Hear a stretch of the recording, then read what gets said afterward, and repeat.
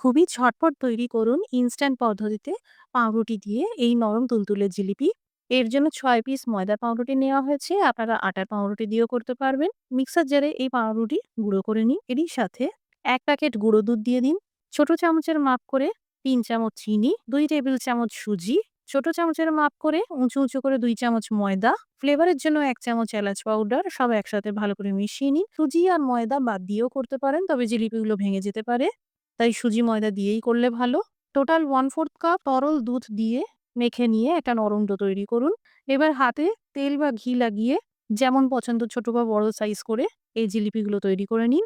এদিকে কড়াইতে পরিমাণ মতন তেল গরম করে নিয়ে একদম নিভু আঁচে জিলিপিগুলোকে ধীরে ভেজে নিন। এতে ভিতর থেকে কাঁচা থাকবে না আর কালারটাও সুন্দর আসবে। জিলিপিগুলো ভাজা হয়ে গেলে একদম গরম অবস্থায় চিনির রসে দিয়ে দিন। ১৫ থেকে ২০ মিনিট চিনির রসে রেখে দিন। হাতে সময় থাকলে ১ ঘন্টাও রাখতে পারেন। তৈরি হয়ে গেল খুবই সহজে পাউরুটির জিলিপি।